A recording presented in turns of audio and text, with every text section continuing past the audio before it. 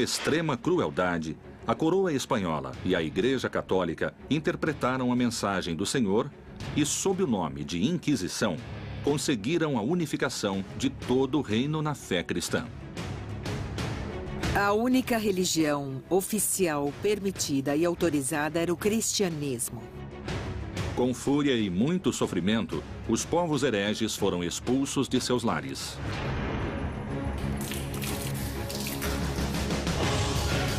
Anos mais tarde, os métodos impiedosos para a evangelização cruzariam o oceano em direção ao Novo Mundo.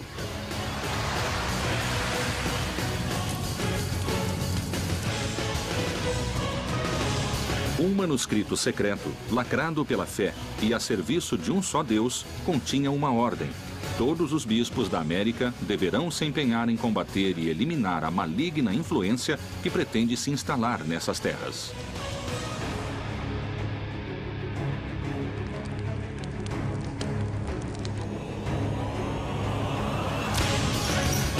Os métodos e caminhos que forem empregados para levar a cabo essa missão apostólica não envolverão pecado. A Inquisição acabou gerando uma pedagogia do medo. A máquina de repressão religiosa e política mais temível da história chegou à América para acabar com a heresia. E como se agia? Com fogo, tortura ou queimá-los em público? Esses objetivos foram alcançados à força, com sangue e tortura? Colombo e o descobrimento da América foram a verdadeira origem da Inquisição no Novo Mundo? Terá a Inquisição inspirado séculos mais tarde o nazismo? A evangelização pela palavra, como manto de seda, encobriu a expansão e o enriquecimento da coroa espanhola.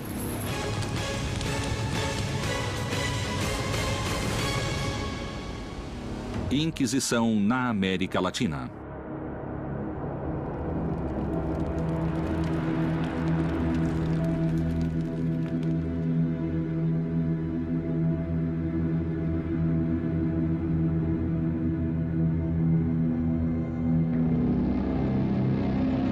Anos antes do descobrimento da América, o Reino de Castela nomeou Frei Tomás de Torquemada como Inquisidor Geral. Ele foi, sem dúvida, o homem-chave da Inquisição espanhola.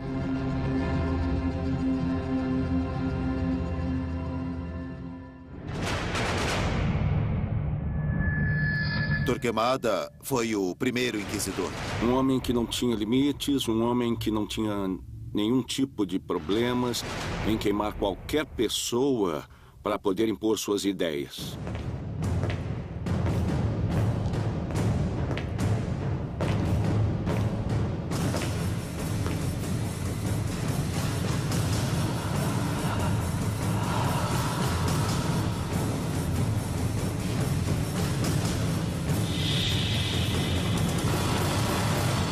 Torquemada, que era assessor dos reis, começou por dizer que nunca haveria unidade na Espanha, nem nos reinos, nem do povo.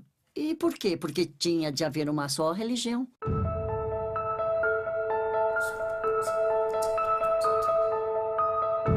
Era um homem temível, e sua crueldade era bem conhecida em todos os reinos. Era conhecido como o Martelo dos Hereges, porque em alguns livros ou folhetos da época ele estava assim denominado. E ele era implacável com aqueles que cometessem heresias.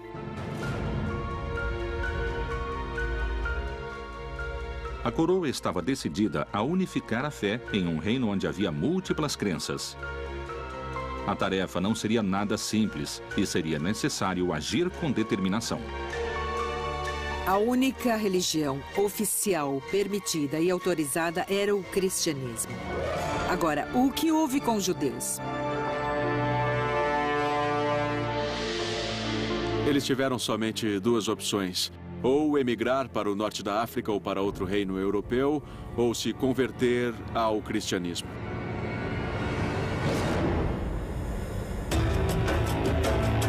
Por mais de 1000 anos, muçulmanos e judeus tinham sido fiéis às suas religiões. Mas, forçados pela Inquisição, se converteram ao cristianismo. No entanto, continuaram fiéis a seus costumes e rituais clandestinamente. Eram cripto-judeus ou judaizantes, quer dizer, às escondidas continuavam praticando sua religião. Quem não se convertesse ao cristianismo seria expulso, teria de sair do reino. Foi o que aconteceu.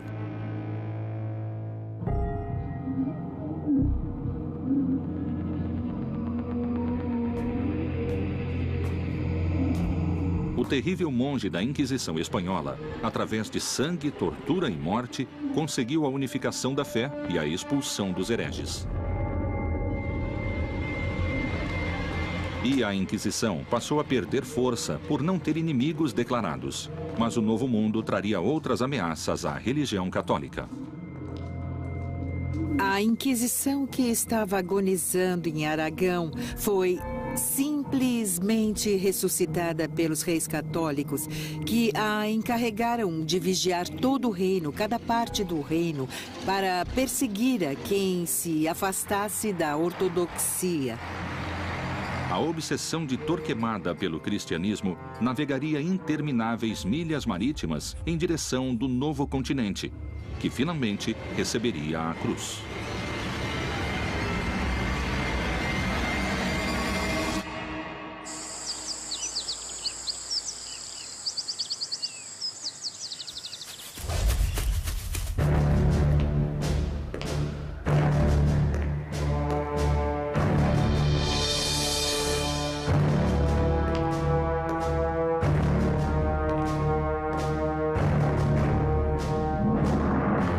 México, Lima e Cartagena de Índias foram as 3 cidades onde foram criados tribunais do Santo Ofício da Inquisição.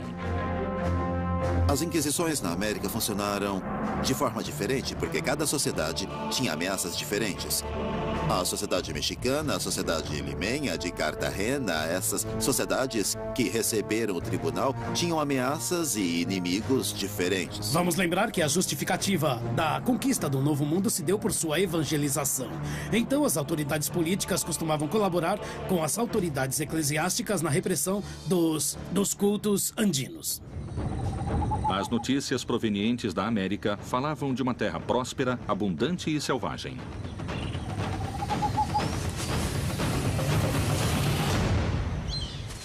Eles ficaram surpresos pela quantidade de divindades que tinham ou de idolatrias, e isso os motivou a pensar que era necessário iniciar uma evangelização partindo concretamente do zero. Os reis católicos ouviam histórias de nativos vivendo fora dos costumes cristãos e com cultos pagãos. Os nativos penduram peças de ouro em suas orelhas e seu nariz, e o que levam no pescoço fica se agitando e tinindo. Com os talos de uma cana de dureza inquebrantável, fazem suas flechas, mas não usam peitorais de couro. Esse parágrafo é como uma primeira foto da América. Índios pagãos com flechas que a Espanha devia evangelizar.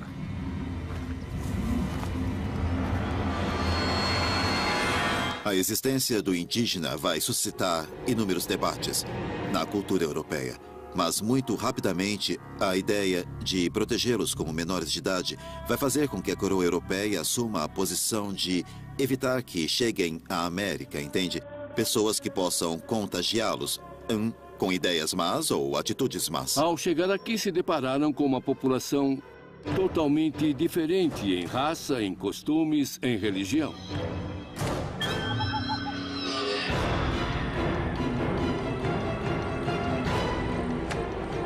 Quando encontravam rituais humanos com sacrifícios humanos, isso justificava de alguma forma a conquista do ponto de vista do cristianismo.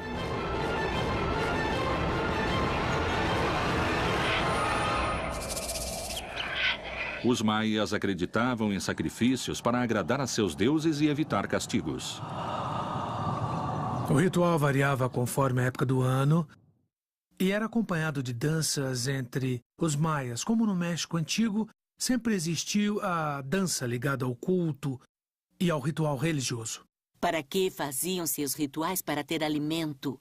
E por isso ofereciam aos deuses sacrifícios de humanos, e isso não será extirpado pela Inquisição, nem pela nova cultura que vem do Ocidente. Esses rituais aterrorizavam conquistadores e religiosos. Obviamente, para os espanhóis, os sacrifícios humanos eram coisas do demônio. Mais ou menos era assim que definiam. É claro que era bem difícil cristianizar uma população, não é? Indígena e com ritos e cultos tão ancestrais. E ainda mais em pouco tempo. A coroa espanhola havia aprendido a combater a heresia. Os mesmos métodos seriam trazidos ao Novo Mundo e o indígena finalmente teria sua cruz. A América nunca mais seria a mesma. Inquisição na América Latina.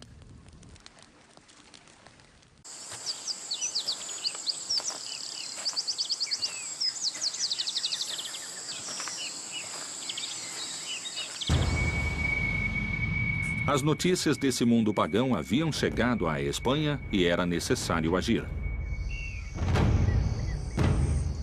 Os religiosos deveriam inquirir a população indígena, investigar suas crenças e substituí-las.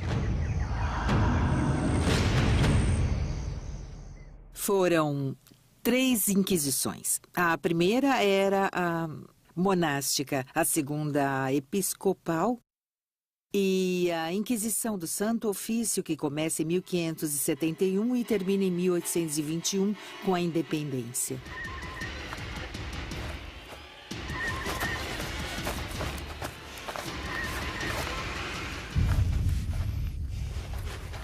A Inquisição tinha uma dupla natureza. Por um lado, uma natureza política, para conquistar e ampliar os domínios da monarquia hispânica, e por outro, uma função espiritual religiosa para converter as almas indígenas ao cristianismo.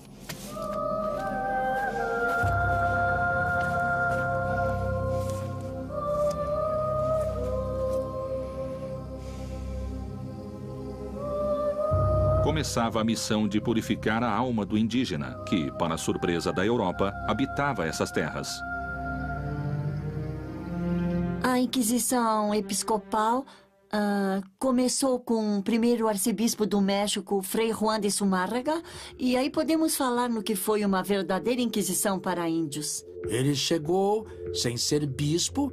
Seria nomeado posteriormente o bispo da cidade e, como bispo, ele teve de zelar para que tudo fosse feito com muito cuidado.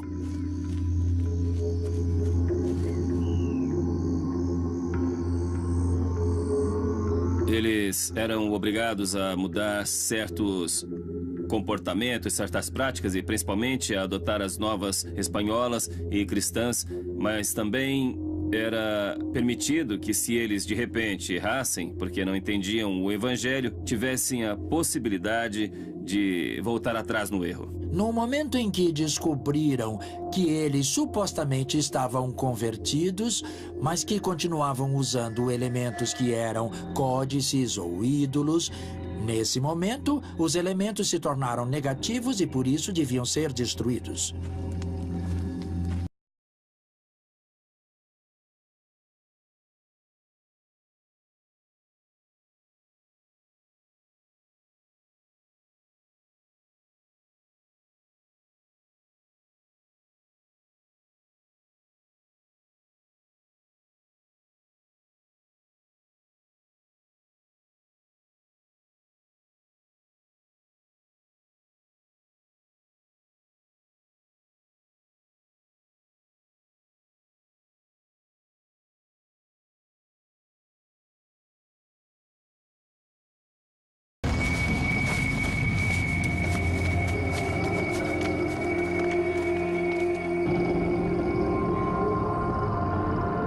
Sob o ponto de vista indígena, a conquista foi muito dramática, porque para os índios a conquista significou uma mudança radical em sua forma de vida, em sua forma de conceber o mundo, uma forma diferente de ver a realidade.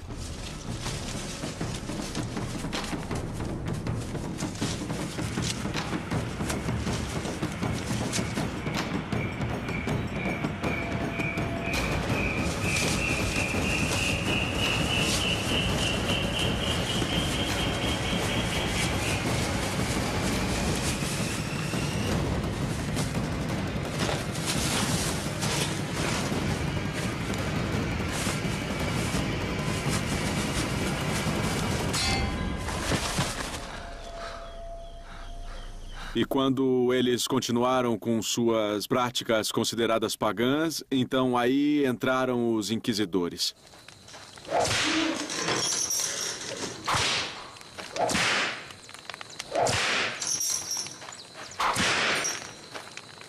Devia-se destruir uma grande quantidade de coisas que naquele momento eram consideradas como inimigas da fé.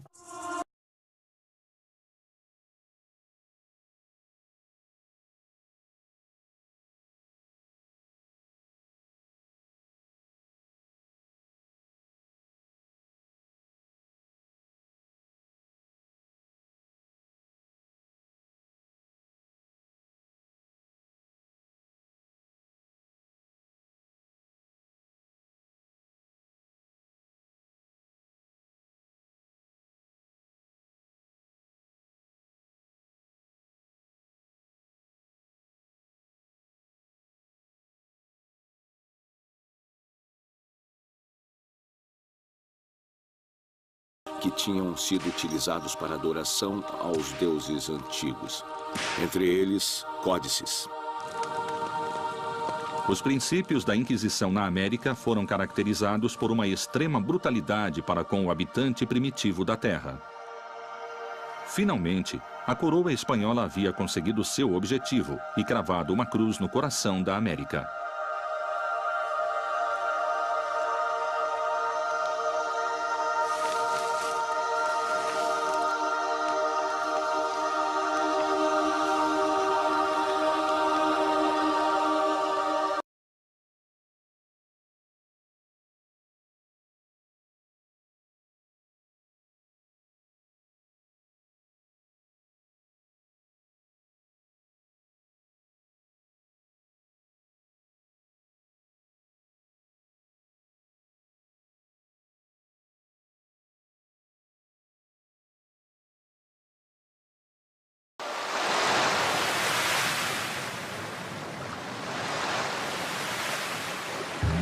Cristóforo Colombo, mais conhecido como Cristóvão Colombo.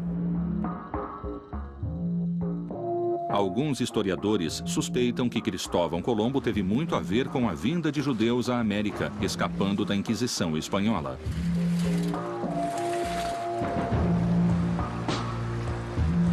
Colombo praticava secretamente o judaísmo? Muito se especula sobre a origem de Colombo, inclusive se ele seria um judeu ou um filho de criptojudeus, mas não. Hoje sabemos que de fato não era assim. Não só por ele, como por seu diário de navegação, onde ele faz um sem número de alusões e menções a Deus, a Virgem e a Trindade, buscando amparo na própria divindade para proteger sua empreitada. As origens de Colombo são muito questionadas. E, com certeza, os hispanistas mais cruéis negam qualquer possível origem judaica. Há muitas versões sobre quem foi Cristóvão Colombo. Entre os historiadores, cada um considera que ele nasceu em uma cidade, que ele era de pais diferentes. Pessoalmente, creio que Colombo era filho de criptojudeus.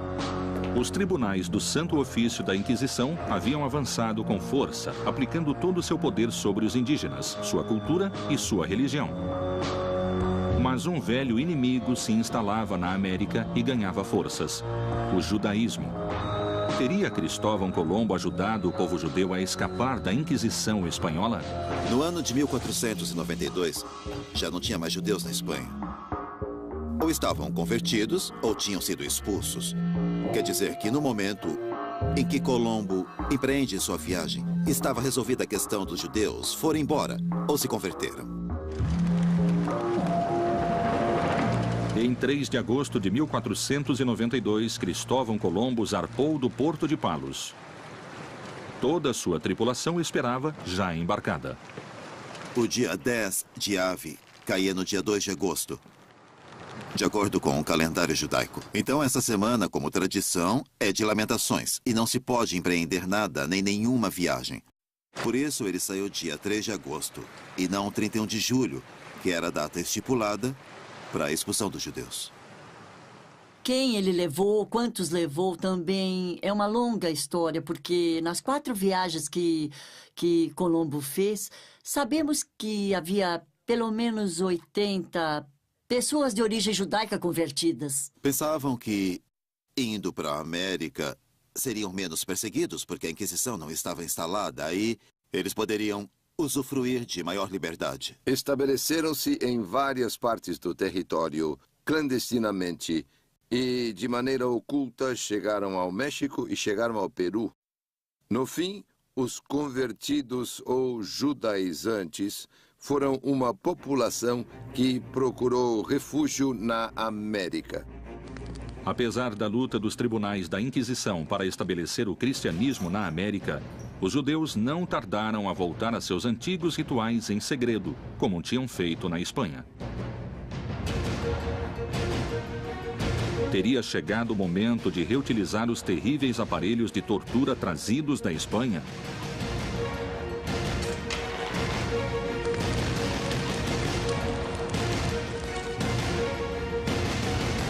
Inquisição na América Latina.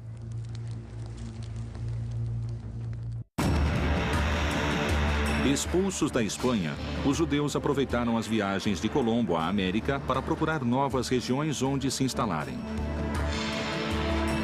A Inquisição havia conseguido avançar na evangelização do indígena, mas o judaísmo representava um perigo para os novos cristãos da América. Os inquisidores viam mesmo uma ameaça religiosa nos judeus ou simplesmente viram a oportunidade de condená-los para ficar com suas riquezas?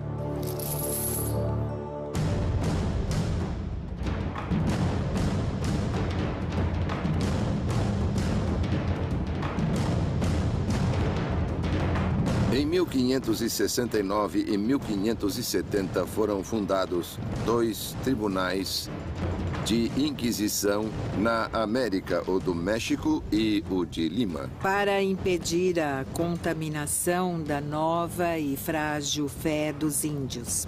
Para impedir que os índios, que ainda eram muito ignorantes e inocentes, pudessem ser contaminados por ideias e crenças heterodoxas. Neles foi depositada a confiança de preservar a população americana da influência nefasta, como se achava, da heresia judaica que havia tomado tanta importância no curso do século XVI. O judaizante era o judeu que, por razões de conveniência, se deixou batizar, mas que, no fundo, rendia culto à Torá e a todas as instituições judaicas. Para frear o inimigo judeu do catolicismo, a Inquisição exigia pureza de sangue católico. Na América, só se aceitará a cruz.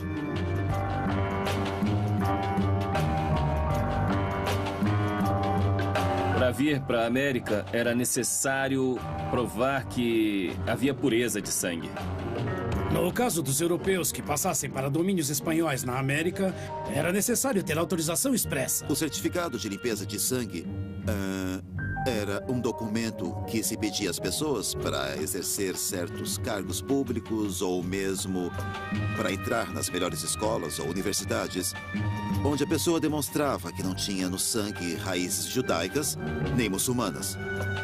Então se faziam investigações genealógicas para provar que havia uma tradição de cristão puro. No entanto, muitos judeus tinham conseguido vir para a América e desenvolveram um grande poder econômico no Novo Mundo.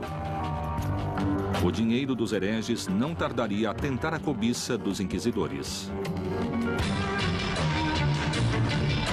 É certo que os funcionários espanhóis queriam muito vir como inquisidores a um desses tribunais, mas não ganhavam salário. Então, para manter a si e a sua família, deviam procurar trabalhar com quem tivesse patrimônio. E esses eram os judeus. Em 1590, por exemplo, temos o famosíssimo processo contra a família Carvajal. De origem judaica e vindo ao México como conquistador, Luís de Carvajal se tornou o poderoso governador de Monterrey. Ele e toda a sua família foram membros de uma seleta sociedade de prósperos comerciantes, mas apesar de sua posição social e riqueza, foram detidos sem maiores explicações.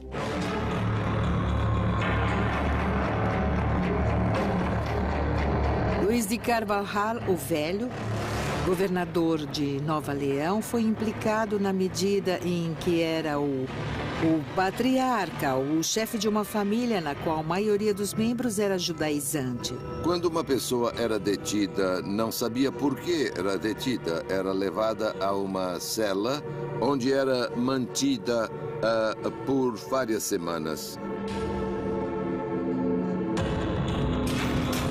Foi perseguido, interrogado, foi acossado e julgado, porque se temia que ele também fosse judaizante, mas isso nunca foi comprovado. A família Carvajal se estabeleceu na cidade do México e no norte da Nova Espanha, em Torreón, até que foram denunciados e trazidos, a certa altura, à cidade do México para responder ao processo e, finalmente, foram acusados e processados.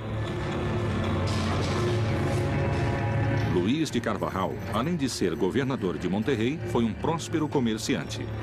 Os bens eram sistematicamente sequestrados pelo tribunal. Um dos maiores rendimentos que a Inquisição tinha era a partir do sequestro dos bens, quando se dava o início dos processos. Pois bem, quando uma pessoa era denunciada e a Inquisição tinha por bem começar um processo independente de a sentença considerar a pessoa culpada ou inocente, etc., procedia-se imediatamente ao sequestro dos bens da pessoa.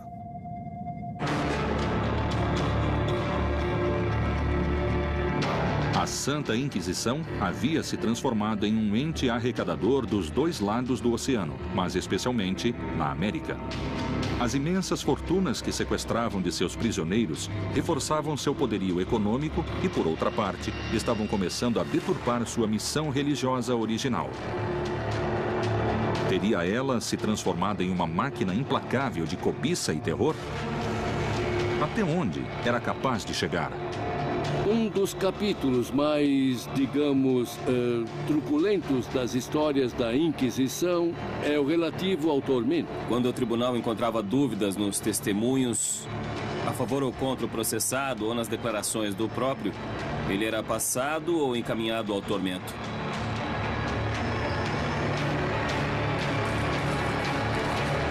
Eram feitos vários interrogatórios, eram colhidas várias declarações nas quais se podia recorrer à tortura. Sim, a tortura existiu, obviamente. Era uma técnica empregada por todas as justiças, civis e religiosas, até o século XVIII. O tormento era reconhecido por todas as legislações da Idade Média. Quer dizer, quando se devia conseguir uma confissão, havia o procedimento de causar sofrimento que não produzisse a morte, nem o rompimento de ossos, por exemplo, nem derramamento de sangue. Naquele tempo, o temor era o caminho mais rápido para chegar à verdade. Mas a Santa Inquisição cuidava zelosamente da pureza de suas mãos. Os inquisidores sabiam que não podiam manchar as mãos com sangue humano, porque isso era um pecado, e não podiam pecar dando a morte a uma pessoa ou causar derramamento de sangue. Era o carrasco que torturava, um profissional da justiça civil. A Inquisição não tinha carrascos especiais, e ele era pago. Devia se pagar. O carrasco da justiça civil era um profissional, não um psicopata. Muitas vezes, se torturava com a intenção de obter a verdade. Era sob coação que uma pessoa tinha de declarar um delito pelo qual estava sendo julgado ou sentenciado durante a Inquisição. Muitas vezes, os artesãos da época produziam obras de arte macabra e competiam entre eles. Aquele que chegava a inventar algo realmente terrível era implicado, era acusado de de ter feito algo tão macabro que só poderia ser com a ajuda da mão do diabo. E esse era torturado por sua própria criação. O tormento significava justamente a ideia de mortificar a carne para extrair a pureza. E para extrair a pureza, os tribunais do Santo Ofício da Inquisição utilizavam métodos engenhosos e certeiros. O chamado potro era o primeiro elemento a ser usado para infligir sofrimento. Era a primeira forma de levar a cabo a obtenção de uma confissão. A pessoa era obrigada a se deitar sobre um estrado de madeira e começava a ser esticada com sucessivas voltas de uma roda. As extremidades assim puxadas produziam, dessa forma, uma dor intensa. Uma volta, 2 voltas, nos braços e nas pernas. Não se podia ir além de 6 voltas. Era proibido. Devia-se parar. E muitas vezes, se o carrasco se excedesse e não tivesse cuidado no manejo da corda, podia cortar as articulações dos pulsos, dos pés ou da cintura e provocar lesões graves que podiam levar à morte da pessoa sofrendo o tormento. A aplicação do tormento a uma pessoa trazia consequências inesperadas a seus familiares.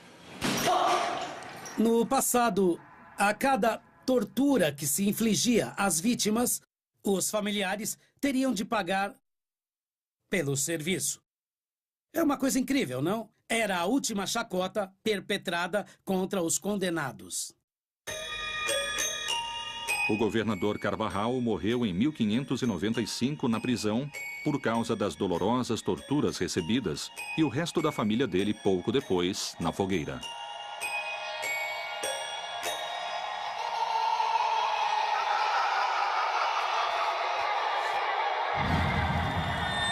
O Santo Ofício havia acabado com a família judaizante mais poderosa do México. Mas a luta só estava começando. Novas religiões vieram ter às costas da América e a Inquisição devia impedir não só seu desembarque, mas também os demônios dos povos originais.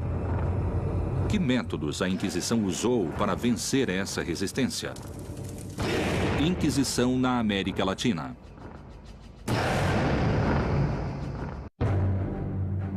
Enquanto no México a Inquisição se ocupava de impedir o judaísmo, outras religiões chegaram à costa do Peru pelo Oceano Pacífico.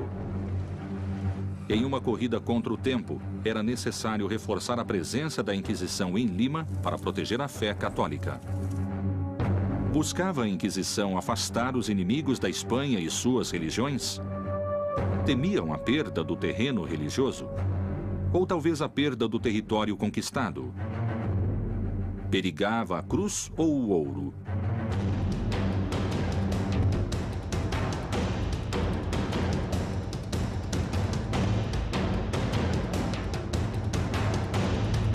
A Inquisição chegou a Lima em 1569, com o vice-rei Francisco de Toledo. A Espanha o nomeou vice-rei e, nessa mesma data, constituiu o Tribunal de Lima. Museu do Congresso e da Inquisição. Reforçou-se a ideia de reprimir qualquer tentativa de prática religiosa alternativa. Perseguiram qualquer tipo de atitude propensa a ser luterana ou calvinista, porque eram as religiões do inimigo. Lima foi um dos territórios mais afastados da Espanha. Ter um controle e segurança sobre esse território foi um dos feitos mais difíceis para a Espanha. Através do comércio chegavam muitos barcos de várias bandeiras, mas principalmente piratas e corsários, marinheiros ingleses e holandeses, com religiões muito diferentes do cristianismo. Na época, o protestantismo estava ligado à pirataria, que assolava os domínios espanhóis, tanto na América quanto na costa do Pacífico e do Atlântico. E como também em, como se diz, mar aberto. E a Inquisição mostrou sua completa energia e disposição para impedir que ele entrasse em território americano. Claramente havia uma relação duríssima com a Inquisição nos castigos que eram dados a esses estrangeiros residentes. O Tribunal da Inquisição de Lima, consciente do perigo, decidiu agir e castigar duramente luteranos e protestantes. Conhecendo muito bem os mecanismos e como funcionava o Tribunal de Justiça, imediatamente renunciaram à sua fé e viraram católicos. Então, tecnicamente falando, a Inquisição não poderia sentenciar a penas capitais ou outras penas maiores pessoas que tinham se convertido à fé. O fogo sempre foi um fator importante em todas as religiões, desde que o homem é homem. O fogo é o que queima, que purifica, que faz o pecado desaparecer. No período que vai de 1570 a 1600, houve uma sequência de 46 processos dirigidos a estrangeiros. A grande maioria deles com acusações de luteranismo. O primeiro processado foi um francês chamado Mateus Salado. Salado é a forma castelhana do que devia ser Salade, mas o nome que aparece é Mateus Salado.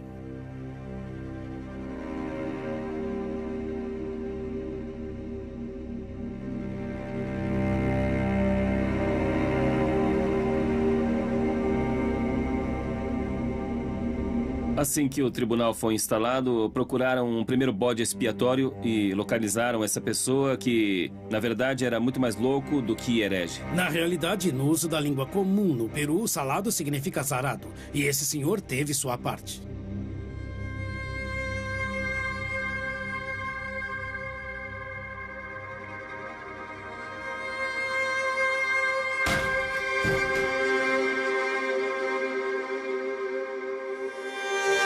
Era uma pessoa, um humilde marinheiro ou ex-marinheiro, com escassa formação em questões de teologia, e foi bastante fácil, não é? E poder culpá-lo de luteranismo. E efetivamente começaram a engendrar o suposto espírito de herege de Mateus Salado.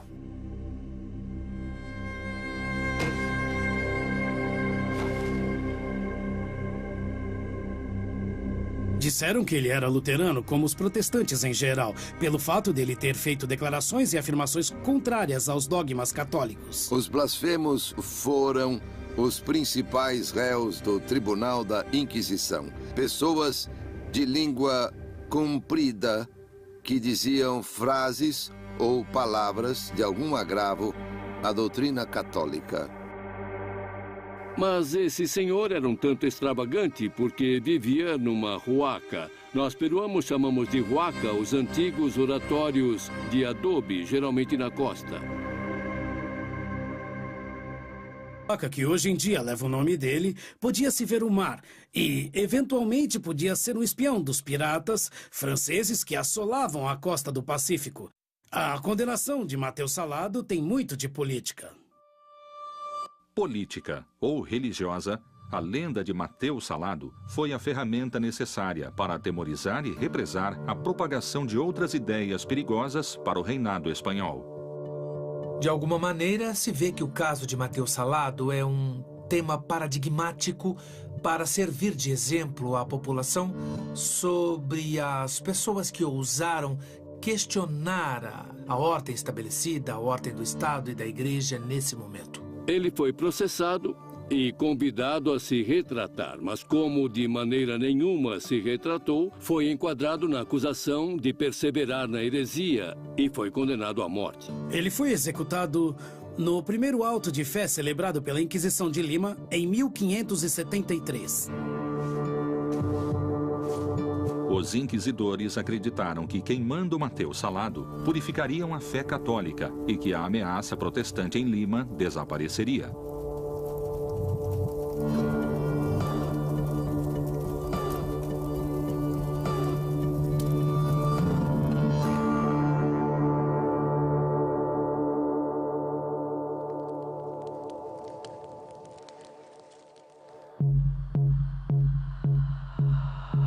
A Santa Inquisição havia agido com dureza no México sobre os indígenas e judeus, e em Lima sobre os protestantes. Mas as ameaças tinham terminado? Ou a verdadeira luta estava começando? As extensões territoriais da América no vice-reinado eram muito grandes. Então, os tribunais de Lima e do México não bastavam e foi necessário criar um terceiro âmbito. Resolveram criar um local entre os outros dois que abarcaria principalmente toda a zona do Caribe. Para tanto, a sede da Inquisição de Cartagena teria jurisdição sobre o Panamá, Cuba, Venezuela e outros países próximos.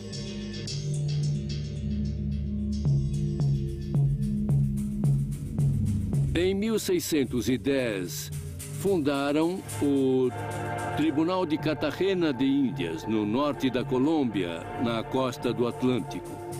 Cartagena vai se converter na porta de entrada da população escrava destinada às minas de Antioquia.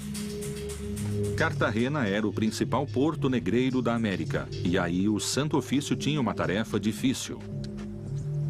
Escravos africanos, piratas e comerciantes europeus traziam crenças e costumes muito perigosos para o catolicismo. Cartagena, a partir do final do século XVI, vai se converter no principal mercado escravagista no Caribe continental. Já a população africana, de diversas origens, vinha de áreas entre o Senegal e Angola e era muito numerosa. A chegada do africano a Cartagena trouxe novas crenças e costumes que a Inquisição tentaria perseguir. Os espanhóis começaram a se dar conta de que alguns grupos de escravos negros se reuniam e levavam a cabo certo tipo de atividades que se chamaram sabás, que para a religião católica e para os brancos espanhóis eram ritos de bruxaria.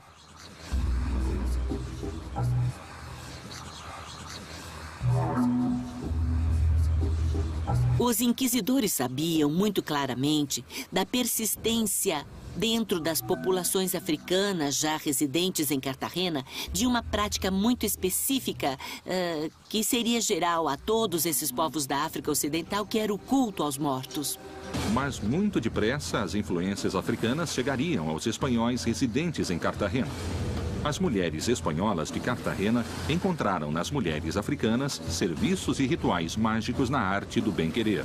Então a Inquisição aceitava esses novos conhecimentos ou os combateria com fogo e tortura? Paula de Aguiluz era uma mulher muito especial, muito singular. Ela foi comprada por Joan de Aguiluz. Joan de Aguiluz era uma figura muito interessante porque ele era o prefeito das minas de cobre na região de Santiago de Cuba, no oriente da ilha. Ela vai viver um processo particular de adoção de diferentes tradições mágicas e religiosas que vão fazer dela um personagem muito particular. Ela começou a realizar uma série de práticas de magia, a amorosa em particular, qualificadas como feitiçaria. Ela foi acusada de fazer feitiços e malefícios para que seu amo fosse condescendente e carinhoso para com ela, para lhe dar presentes e tratá-la bem. Mas o problema é que a esposa dele ficou enciumada com essas preferências e afetos dele pela escrava. E ela, com outros vizinhos, seriam os primeiros a acusá-la de práticas de bruxaria. Inclusive, os inquisidores acreditavam em seus poderes, acreditavam em sua capacidade de cura, acreditavam nos poderes que ela havia acumulado e em seus conhecimentos para curar. De alguma maneira, ela se tornou médica, podemos dizer, de cabeceira do bispo da Catedral de Cartagena. Sua popularidade e sua influência foram tais em Cartagena que os inquisidores a interrogaram sem detê-la, independente de suas respostas. Ela conseguiu deixar o Santo Ofício com medo. Os inquisidores perguntaram: você tem alguma ligação com o demônio para fazer essas coisas que faz? E ela disse: não conheço esse diabo que estão me falando, nunca tratei com ele. Mas se vocês têm tanto medo dele, e se esse personagem é inimigo de vocês, inquisidores, eu vou querer ser amiga dele porque me interessa muito ser amiga do inimigo de meus inimigos. A chegada dos tribunais de Inquisição na América e seu empenho religioso foi um marco divisório na fé de indígenas e espanhóis. A Santa Inquisição, em nome da fé, tinha açoitado com sua cruz os indígenas da América e só um milagre poderia aproximá-los a esse novo Deus trazido de tão longe.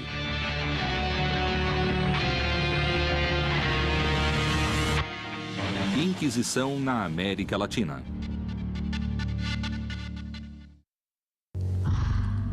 A Inquisição havia arrasado o povo indígena, destruindo seus objetos de adoração.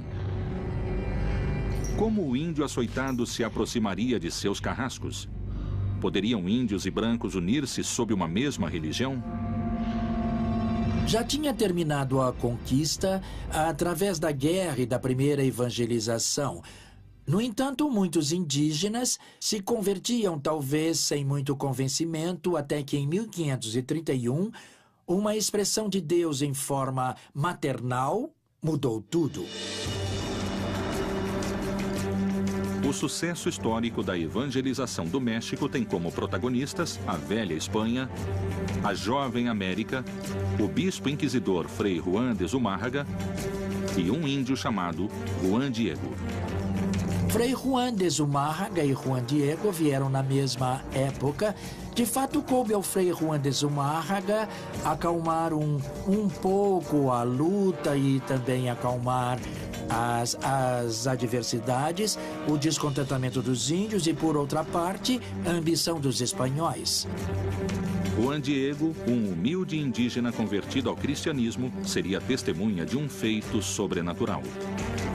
Juan Diego tomou o caminho da cidade do México e teve de passar pelo lado oeste do Cerro Tepeyac. De repente, em uma área abandonada, ele ouviu uma voz feminina falar com ele junto com um canto de pássaros e com um bom curioso, subiu ao alto da montanha e aí ele viu uma mulher e falou com ela com todo respeito em língua indígena. A curiosidade de Juan Diego o teria levado ao Cerro Tepeyac, onde os astecas haviam construído um santuário. É certo que naquele lugar, anos antes, havia construído um oratório à deusa Tonantzin, a mãezinha, como a chamavam os índios, mas era só isso. Depois de muitos anos, a mãezinha dos indígenas, essa jovem mulher, teria reaparecido. Seria a visão da antiga deusa do Cerro Tepeyac uma feliz coincidência para ajudar a evangelização dos astecas? Por outra parte, a aparência com que ela se apresenta era de Tecuatlaxupi, que significa a mãe de Deus por quem se vive. Os espanhóis, ao ouvirem língua nahuatl, Tecuatlaxupi, procuraram algo parecido foneticamente e usaram a palavra Guadalupe, que era uma população de perto de Cáceres, na Espanha. Fica a ideia de que a Virgem de Guadalupe poderia ser a mãe protetora dos indígenas, a quem se pode pedir favores e que intercede por eles ante o novo Deus para que aos poucos o aceitem como único Deus. Os astecas chamavam sua deusa feminina de Tonantzin, que significa Nossa Mãe. Os conquistadores retomaram esse nome porque lhes pareceu conveniente aos propósitos da fé católica, em cuja doutrina Maria é a mãe de toda a criação. Há deuses que são semelhantes ou a quem se dá o poder de fazer atividades iguais, e foi acontecendo uma combinação de rituais e de ritos para que, dessa maneira, surgisse uma convivência e uma aceitação da religião cristã por parte dos indígenas. Os astecas tinham várias deusas da terra e todas elas eram consideradas como a mãe do povo. Uma das deusas mais influentes era Coatlicue, a deusa que dava a vida e a morte, que era a guia do povo mexica. Os deuses eram representados de maneira antropomórfica, ou seja, eles continham elementos humanos e elementos animalescos e elementos próprios. Os espanhóis deram outro sentido à figura de Guadalupe, utilizando em sua vestimenta símbolos da dualidade da religião asteca. Coatlicue dava vida, mas também atirava. As duas faces da mãe dos mexicas foram representadas no vestido da Virgem de Guadalupe. O vermelho e o sol, que significam a vida, e o azul do manto e a lua, que assinalam a morte. Então toda essa simbiose se reflete no caráter dos deuses. Foi um processo longo, pelo qual até hoje podemos ver, mesmo pelo rosto das pessoas, a presença do indígena, de seus ritos e de suas formas de crença e cosmovisão. Tanto a Virgem Maria como Coatlicue tinham ficado grávidas de maneira milagrosa. As duas haviam parido o salvador de seu povo e, principalmente, as duas eram as protetoras de seus devotos. Após a aceitação por parte dos astecas dessa aparição, nasceu o culto à Virgem de Guadalupe, identidade do México e da América Latina. A Virgem de Guadalupe foi instaurada na Nova Espanha como um elemento de coesão para que os indígenas crescem na religião cristã, para que aceitassem e adotassem essa religião como sua e também como elemento que daria a eles identidade. O milagre da Virgem de Guadalupe uniria o espanhol e o índio sob uma mesma fé. Esse fato marca o começo da devoção a uma imagem católica por parte do índio americano. De alguma maneira, fica manifesto que essa imagem iria unir agora o indígena juntamente com o espanhol. Sem mais sacrifícios humanos.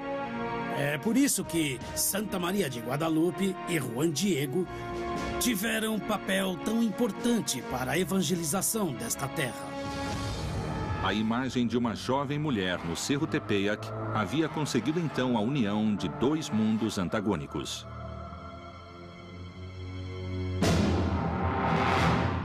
Foi a deusa Tonantzin para Juan Diego e seu povo, ou a Virgem de Guadalupe para Frei Juan de Zumárraga e os espanhóis? De qualquer forma, nasceu o sincretismo. A Inquisição havia cumprido seu objetivo religioso depois de ter torturado sem piedade os povos nativos. Em nome de Deus, a Inquisição se apoderou não só da fé, mas das riquezas de todo aquele que pisava o solo do Novo Mundo. Estando tão longe dos reis católicos, teria a Inquisição sido contagiada pela ambição dos conquistadores? Os conquistadores acharam grandes riquezas no território latino-americano. Boa parte do que motivou a exploração interior do território foram os mitos como o de Eldorado e a busca de grandes riquezas que iam achando pela frente. A Inquisição não é tema de fácil explicação, porque foi uma instituição surgida em outro mundo, na Europa, há muitos séculos, com objetivos religiosos e de imposição de uma religião dominante e também com motivos políticos, interesses sociais, de expansão de territórios. Enfim, era uma instituição complexa. Qual era a verdadeira missão do Santo Ofício na América? Proteger e expandir a religião? Ou, em hábitos de monge, cuidar dos interesses econômicos? Se a crise na Espanha fazia a expansão da coroa perigar, era necessário orar por ele? Ou, ao contrário, confiscar bens que permitissem prolongar seu poder? Em muitos casos, a perseguição religiosa, no que correspondeu ao vice-reino do Peru, significou também um ato de colonização, um ato de expropriação de territórios. muitos desses territórios pré-hispânicos eram, principalmente os mais ricos, eram propriedade dos templos. Anos depois, na década de 1590, veio ao Peru um visitador chamado Ruiz del Prado, não é? Periodicamente havia visitas da Corte Suprema e Superior de Madrid a tribunais provinciais e houve uma visita a Lima e uma revisão dos processos. Chamavam-se visitas da idolatria e iam pelas regiões da Serra, que eram os Andes, procurando ou fazendo com que se delatassem os oratórios e objetos que eram matéria de culto. Graças à procura incansável de rituais e objetos pagãos, os espanhóis encontrariam o demônio vestido de ouro. A extirpação de idolatrias era uma instituição muito dependente dos bispos. E então, por conta disso, os bispos nomeavam sacerdotes como visitadores de idolatrias e iam recebendo as denúncias para posteriormente ditar sentenças. Quando os espanhóis chegaram e viram sacrifícios humanos, viram o uso que faziam do ouro e as coisas que faziam com o ouro e os rituais que os índios praticavam, eles começaram a achar que isso era uma coisa do demônio. Os inquisidores se espantaram com a utilização do ouro e da prata que os incas faziam para criar ídolos demoníacos. Como no México, alguns peritos sustentam que em Lima encontraram o próprio diabo nos ídolos religiosos. Particularmente a figura do jaguar é uma figura antropomorfizada, que tem elementos humanos e tem elementos animais. Então esses personagens, eles tinham grandes caninos e uma cara realmente bastante diabólica aos olhos dos espanhóis. Os incas tinham grande habilidade no trabalho do ouro e da prata e chegaram a um grau de perfeição admirado no mundo todo. Tinham domínio da metalurgia, eles tinham um domínio bastante especializado que obviamente cativou os espanhóis. Os ídolos religiosos feitos de ouro e prata dariam sua bênção à economia da coroa espanhola. Dentro de seu processo de cristianização, eles permitiam-se tomar ou recolher todos esses objetos e fundi-los e convertê-los em riqueza, ou que era riqueza para os espanhóis. Isso foi depois objeto do primeiro saque que se deu em Cusco. Em Cusco se usou muito ouro e prata para máscaras cerimoniais ou para objetos do templo de Coricancha, que foi justamente o principal templo de Cusco. Os testemunhos espanhóis recolhidos nas crônicas, eles nos falam sobre o que era um templo finamente decorado em ouro, em prata, não? Nos falam de um disco feito em ouro. O sol, obviamente, cumpria o papel principal e a própria palavra Coricancha, que significa Templo Dourado, se ligaria a isso. Pelo que se diz desde então, esse templo teria tido suas paredes interiores recobertas por placas de ouro. É bem possível que fosse revestido de ouro, que houvesse peças e objetos litúrgicos de ouro. É bem possível. Não há uma precisão exata de como o templo era por causa do saque que começou a ser feito nos primeiros anos da conquista. Os tribunais do Santo Ofício da Inquisição haviam chegado a estas terras em uma missão religiosa e espiritual. Pôde o crescimento comercial de Cartagena ter desviado o novo tribunal da Inquisição de sua luta contra a heresia? O peso do ouro conseguiu derrubar a filosofia de Torquemada? Teria sido a Inquisição finalmente derrotada? Inquisição na América Latina. Se no começo os tribunais do Santo Ofício da Inquisição quiseram proteger a pureza da fé, teria o crescimento comercial de Cartagena obrigado os inquisidores a reforçar sua luta contra a heresia? E os ricos comerciantes judeus conseguiram impor sua religião e desalojar a Inquisição? De fato, sabemos como funcionava uma sinagoga, podemos chamar assim. Basicamente na casa de um comerciante português, onde a comunidade judaica convertida se reunia para fazer celebrações. Era tão grande o poder que esses comerciantes tinham que impediu muitas vezes que os inquisidores pudessem agir contra eles. O tribunal permitia a presença de judeus portugueses convertidos que tinham suas casas comerciais em Cartagena.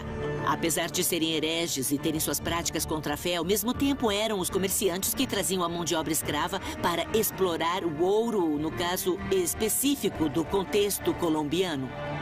Dada a enorme riqueza obtida pela crescente indústria do ouro e pela mão de obra africana trazida pelos comerciantes judeus, teriam os judaizantes tentado subornar os inquisidores para comerciar livremente em Cartagena? Ao contrário, os inquisidores elaboraram estratégias de sedução, de aliança, de proximidade com os judaizantes para receber deles benefícios, favores e dinheiro dados a eles por baixo do pano para parar suas investigações, para passar informações que podiam preveni-los quando o tribunal ia agir contra eles. Nesse momento, os inquisidores de Cartagena foram muito prudentes em não julgar os grandes comerciantes negreiros, fossem eles judeus ou judaizantes, como eram chamados, fossem eles protestantes, porque eram eles que traziam mão de obra para a exploração do ouro.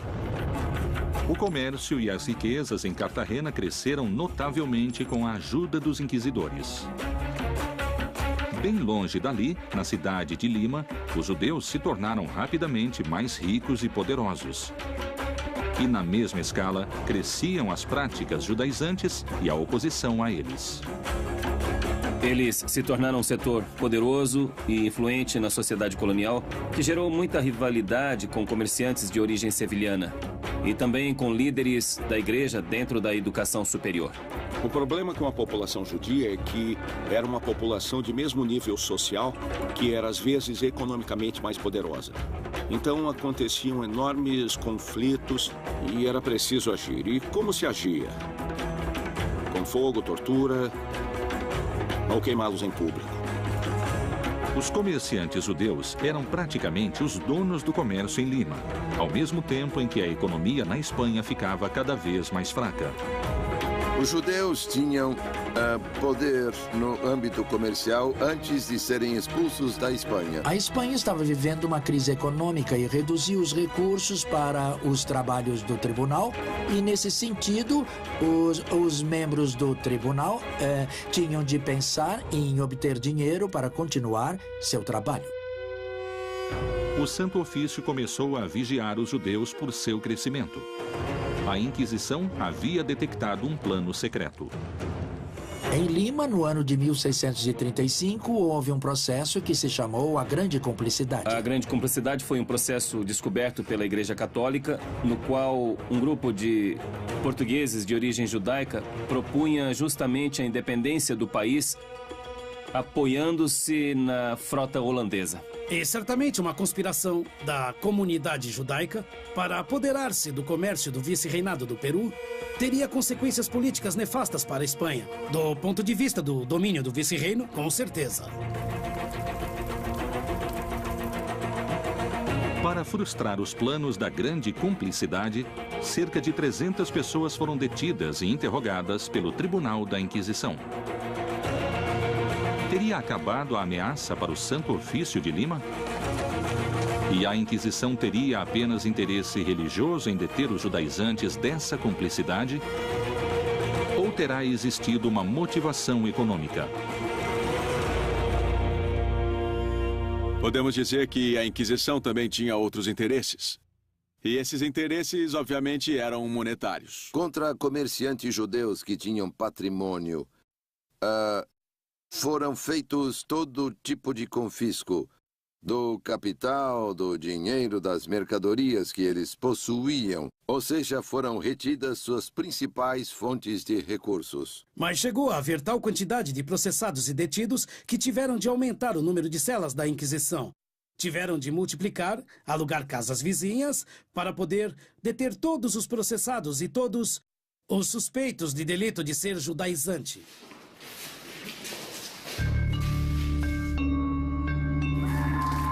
Ser estrangeiro ou ter uma profissão respeitável o transformava automaticamente em suspeito de ser judaizante. Dizer português no século XVI era quase dizer, era equivalente a dizer convertido. Dizer holandês e médico era quase dizer judeu, eram equivalentes.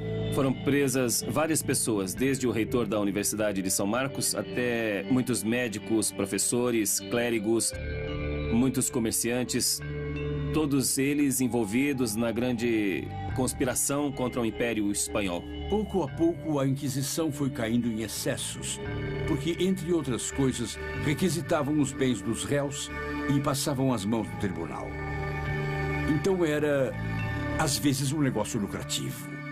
Em função da crise econômica na Espanha, a Inquisição teria se afastado de sua missão original para sobreviver. Há crônicas que notam que as ruas dos mercadores eram todas de judeus e, então, outros mercadores de Lima se sentiam bem ofuscados. Essa parece ser uma das razões mais fortes que obrigaram o tribunal a processar com dureza esse grupo de pessoas. Haviam pessoas que tinham bens em quantidade decente, digamos assim, e que a Inquisição processou. O Tribunal do Santo Ofício se transformou. De estabelecimento austero, converteu-se em entidade milionária. Porque naquela época não havia um sistema financeiro. E mesmo que fosse a instituição da igreja ou alguma outra corporação, como era a Inquisição, podia se emprestar parte de seu capital a comerciantes, fazendeiros, etc. E isso acontecia com toda certeza. A igreja se aproveitou da situação para perseguir de maneira indiscriminada todo aquele que fosse português de origem convertida, ou também chamado cristão novo, para, por um lado, reprimir esse fim, mas também para expropriar os seus bens. E essas aquisições de bens vão ser tão grandes e vão ser tão bem administradas que vai perdurar o seu funcionamento por todo o tempo. Dali para frente, estamos falando de quase 1,5 séculos depois do processo da Grande Cumplicidade. Os inquisidores, graças às propriedades dos judeus, chegaram a ser, segundo se diz, tão ricos quanto os reis. A Inquisição considerou os judeus como seus inimigos e séculos mais tarde o nazismo adotaria esses mesmos conceitos. Teria sido esta parte da história a semente do antissemitismo mundial? Teria a Santa Inquisição inspirado Hitler e o nazismo? Inquisição na América Latina. O Santo Ofício da Inquisição buscou se expandir em várias regiões da América e assim evitar que o judaísmo se instalasse. Terá sido esta parte da história o reflexo de um terrível e sangrento fanatismo religioso? Ou terá sido a semente do antissemitismo mundial?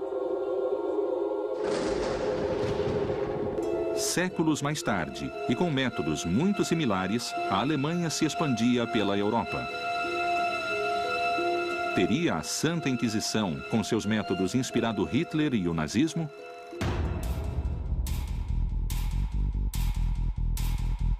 Os judeus representaram um inimigo tanto para a fé católica quanto para a economia da monarquia. Não só foi um perigo pela introdução e pela difusão da religião hebraica, como também pelo poder econômico que concentrava. 500 anos mais tarde, Hitler retomou essas ideias e todo o nazismo, porque não podemos pensar em Hitler sozinho. Nunca houve um senhor que convenceu os demais a fazerem as coisas. Sempre há uma cabeça. Ao longo da história, começam a aparecer notáveis coincidências entre o nazismo e a Inquisição. O nazismo perseguiu os judeus e outros dissidentes por sua raça. Ou seja, a Espanha queria um povo de sangue puro, castiço e cristão puro. E os nazistas também queriam uma Alemanha de sangue puro, sem mistura. Entre a Inquisição, o nazismo e todos os movimentos que reivindicaram a pureza de sangue, As diferenças não são grandes. O que os iguala, quer dizer, o que há em comum entre eles é o tema racial. A tese contra os judeus. Tanto a Inquisição quanto o nazismo trataram de neutralizar o perigo, isolando seus prisioneiros.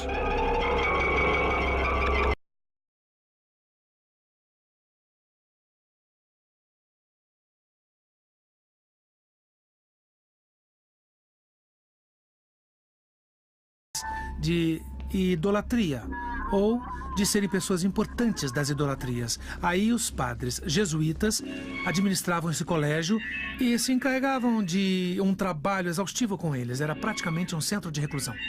Na pobreza, na miséria das celas, dos tribunais da Inquisição, muitos enlouqueceram e acabaram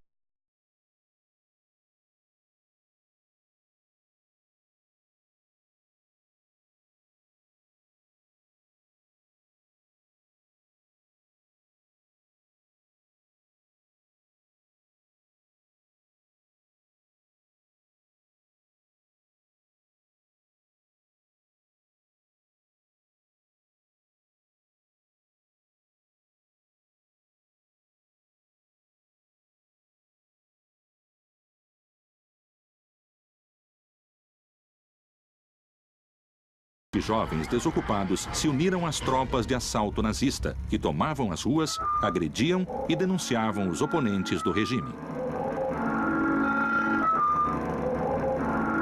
A Inquisição gerou uma pedagogia do medo em todo o mundo hispano-americano. E a delação foi uma dessas armas. Tanto a Santa Inquisição como o nazismo sabiam que o medo lhes traria uma importante quantidade de colaboradores. Durante a época do vice-reino, a Inquisição se serviu de um sistema que se chamou os Familiares do Santo Ofício. Era um sistema muito organizado e muito formal, onde indivíduos de vários grupos sociais apoiavam a Inquisição e traziam declarações, testemunhos ou gravavam acusações. E não era só isso, mas também diziam que para salvar a sua alma, qualquer pessoa devia ir à Inquisição e delatar a si mesma. E mais, todos os inquisidores, todos os comissários, todos os familiares teriam uma recompensa espiritual. Colaborar com a Inquisição garantia recompensas tanto no céu quanto na terra.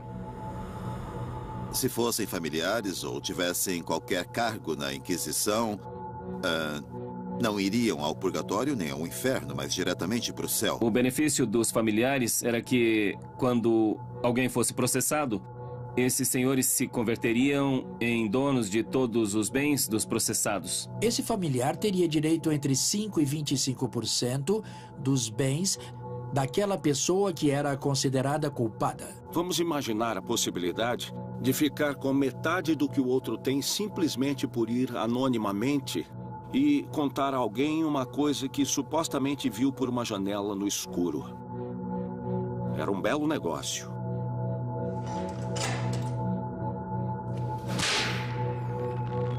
Outra coincidência histórica. Ambos obrigavam os condenados a usar uma roupa especial. Para humilhar, obrigavam a usar uma túnica, uma espécie de capa com a cruz da Inquisição, e a levar uma vela verde na mão. Os nazistas vestiam os prisioneiros com roupa de listras, como vemos em tantas fotos ou imagens dos campos quando os abriram. Entre o nazismo e a Inquisição, a diferença é muito sutil. Há séculos de distância, com certeza, e formas de operar diferentes, mas é igual. As coincidências nos métodos, nos conceitos antissemitas e na expansão do poder fazem pensar que os nazistas poderiam ter sido influenciados pela Santa Inquisição para alcançar seus objetivos.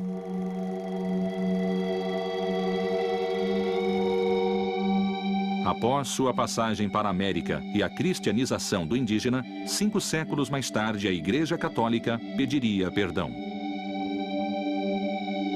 Quais foram os ensinamentos e as consequências da Inquisição nestas terras? A Inquisição, com certeza, conta em sua história com grandes injustiças e excessos. É impossível negar. Nos últimos anos, João Paulo II emitiu uma mensagem na qual pedia perdão pelos famosos chamados pecados da Igreja, entre os quais incluía as perseguições pela Inquisição. Após 500 anos do descobrimento da América, a Igreja Católica realizaria o maior exame de consciência de toda a sua história. O Papa reconheceu que houve abusos, reconheceu que houve faltas de compromisso, reconheceu que houve omissões, mas não por parte de todos. No entanto, deve-se reconhecer. E sugeriu a criação de uma comissão para estudar profundamente quais foram esses erros. Quais foram os abusos ou omissões no passado, para que não voltem a acontecer e para que a Igreja possa se sentir também orgulhosa e digna do que é. Não só retificar, mas pedir perdão pelos excessos e equívocos históricos que foram cometidos. O olhar atual da Igreja sobre a Inquisição na América está situado em um passado com valores sociais próprios de outras épocas. É certo que, com a perspectiva do século XXI, hoje existe a noção de direitos humanos. Ninguém pode ser perseguido por suas ideias e crenças, mas não era assim na época moderna, nem na Idade Média, quando pertencer à comunidade da Igreja era o que dava sentido à pessoa, ao indivíduo. Era parte da realidade a obrigação de permanecer fiel a um credo, que era o credo católico. Deve-se compreender que era outro momento da história. Surpreendentemente, a Santa Inquisição no México era percebida naqueles anos com um significado muito diferente do atual. Nos 3 séculos de vice-reinado, não houve um só levante popular contra a Inquisição. Quer dizer que as pessoas aceitavam que a Inquisição existisse. Era parte da realidade. Mas o conformismo social, calar-se, calar a pessoa, isso sim é muito mexicano. Não discordar abertamente, evitar o enfrentamento, preferir ficar quieto. Nunca se sabe. Assim foi com a Inquisição no México. O povo nunca se rebelou contra a Inquisição, nem na Europa, nem aqui.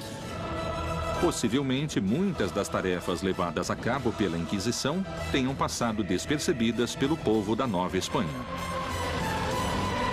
As pessoas, talvez acostumadas ao temor, só se preocupavam pelo que pensariam os outros, não com a própria consciência. Quando se lêem jornais ou fatos de destaque da Nova Espanha, se vê neste dia foi justiçado um espanhol. Pouco a pouco, a decadência política da Inquisição no Velho Mundo traria mudanças.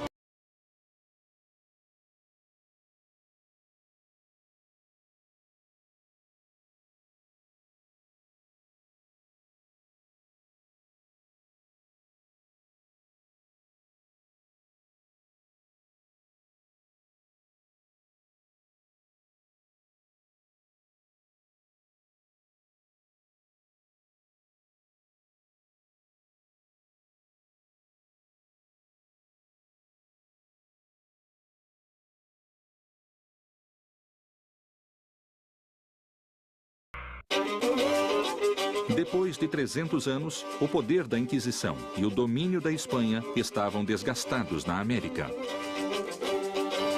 Poderia-se dar por cumprida sua missão nestas terras?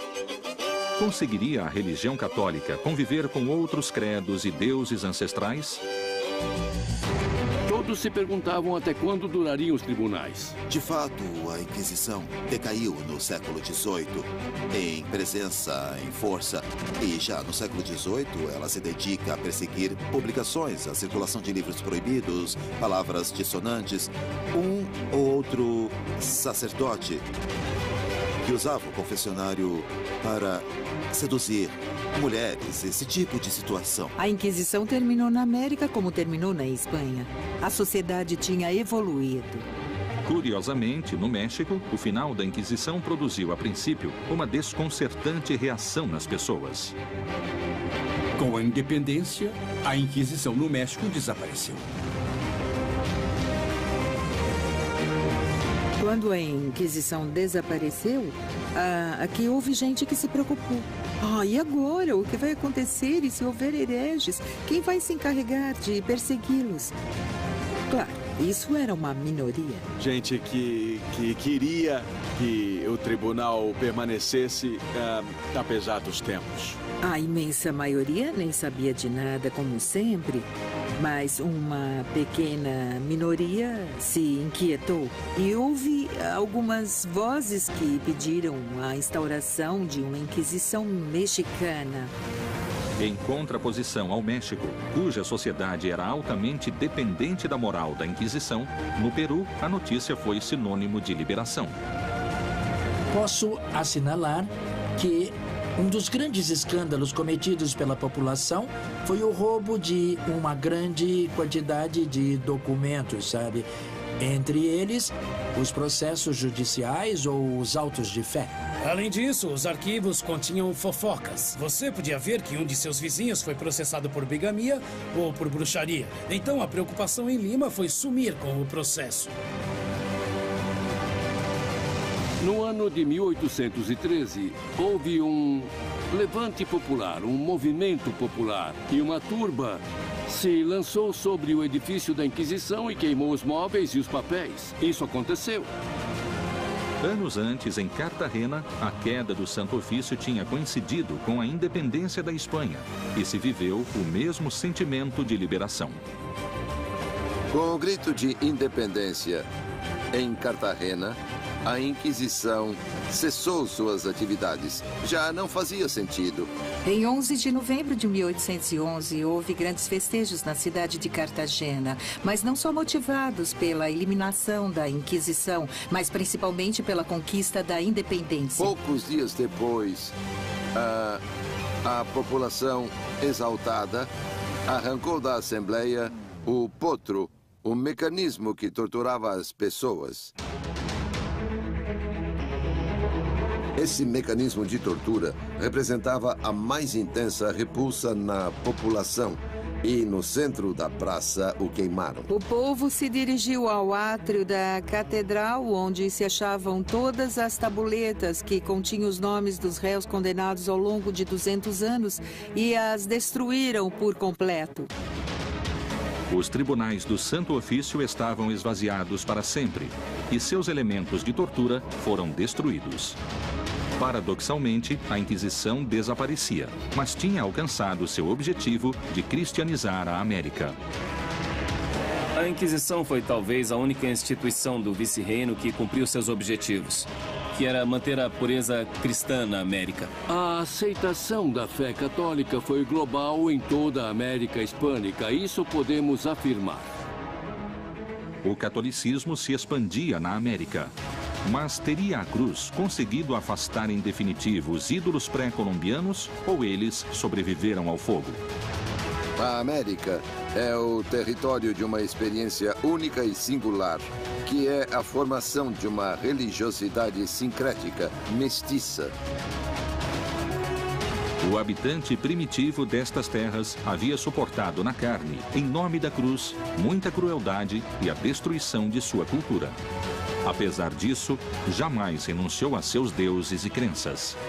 A resistência dos povos indígenas na América é uma das realizações mais extraordinárias que já se viu na luta para manter sua memória e sua identidade no mundo. A presença da religiosidade andina acabou se fundindo com os cultos católicos e temos atualmente na América uma religião sincrética mais do que uma religião católica. As várias religiões, a católica, também elementos hebraicos, judeus, mas também as religiões africanas e as religiões pré-hispânicas tradicionais se fundiram de modo excepcional no âmbito popular.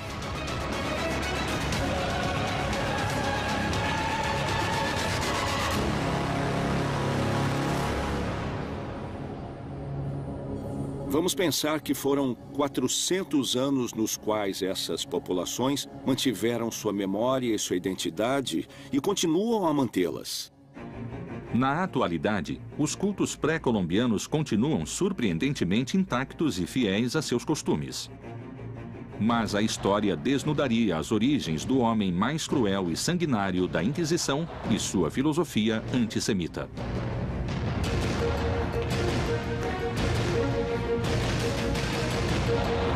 Torquemada foi o primeiro inquisidor. Sua origem era de uma família judia convertida há muitos anos. Frei Tomás de Torquemada, o martelo dos hereges, se encarregou de queimar os escritos e tudo o que revelasse sua origem judaica, até os pertencentes à sua avó, uma judia convertida.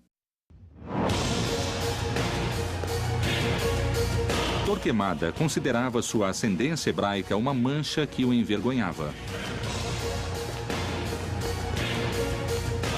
Seu repúdio a tudo o que não fosse católico não acabaria em seu túmulo e seria transmitido a estas terras.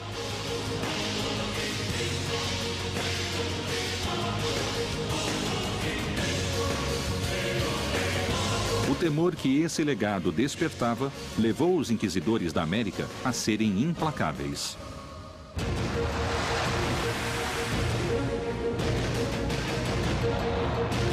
Os povos originários da América foram testemunhas da chegada do homem branco e sua cruz.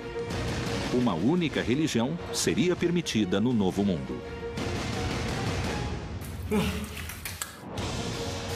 À força, com sangue, tortura e morte, o catolicismo se havia instalado para sempre. A cruz havia sido cravada com firmeza no Novo Mundo. Não se trata mesmo de se justificar, mas de reconhecer que se equivocaram, que deviam ter ficado mais perto do Evangelho. Até hoje, se cita um velho dito popular daquela época. Ninguém escapa do tribunal da Inquisição. Até morto, ele o castigará.